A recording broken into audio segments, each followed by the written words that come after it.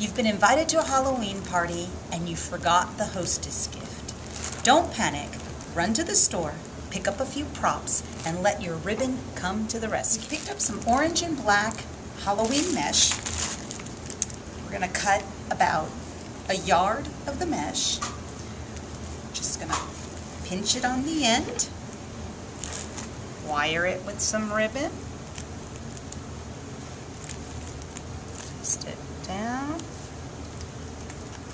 pop it onto the wreath, twist to secure,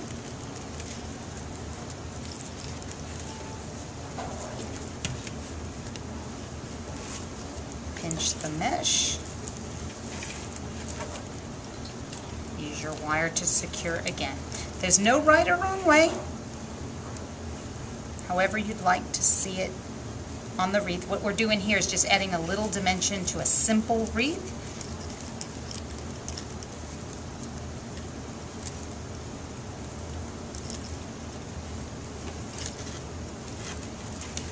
And perhaps one more piece right here. Just give it a little tail.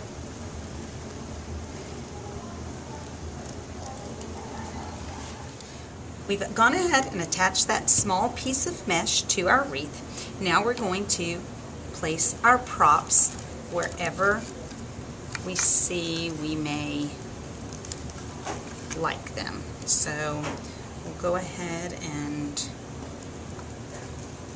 place them for now. Take a look, make sure it all functions. I think that looks okay. We'll secure this down with wire and then we'll start adding our ribbon. There are a lot of products on the market. I've seen there's brown wire, but here at Reliant we really specialize in ribbon, so there's nothing like floral wire and good old-fashioned hot glue. So I've taken my floral wire and I've secured my props to the wreath. This particular one, even though I've wired the top, I want it to be in the center or on an angle. However you want it to fit, there's nothing better than good old-fashioned hot glue. So just dabble that hot glue onto your decoration. Make sure you have it where you want it and press it down. Nothing to it. Now we have it in place exactly where we want it. This year's Halloween trend seems to be more purple and green.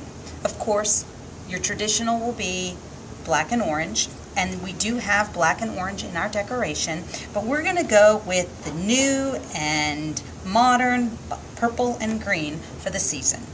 I've cut a couple of strips, and what I'm going to do is pinch them in the center, wire them together,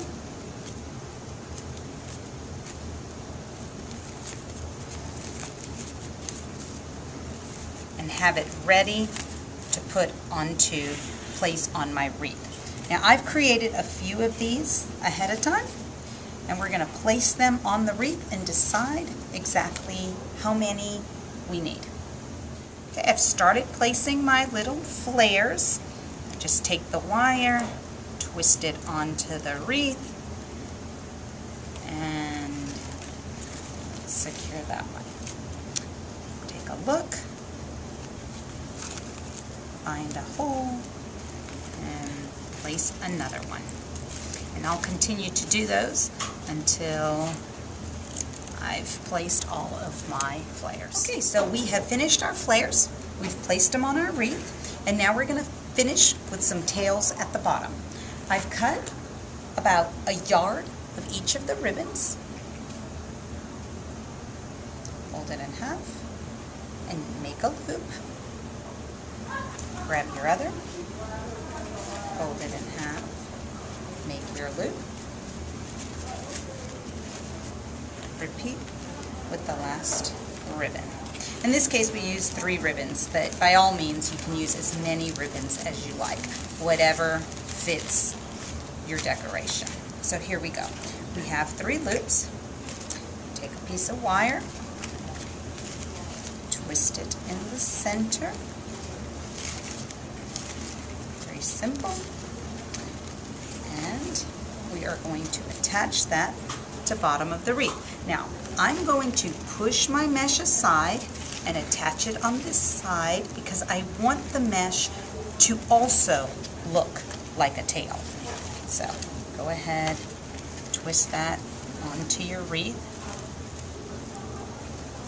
And keep in mind, I'm sure there's brown wire and wonderful products, but we specialize in ribbon, not wire, so we work with what we've got.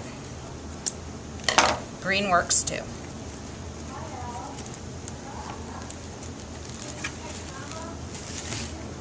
Once we're satisfied with the placement of our loops, our flares, our props, we're going to go ahead and trim up our ribbon. I'm going to trim our flares at an angle so that it gives some pop to the wreath. Just trim at an angle. Gives it a crisper, more finished look.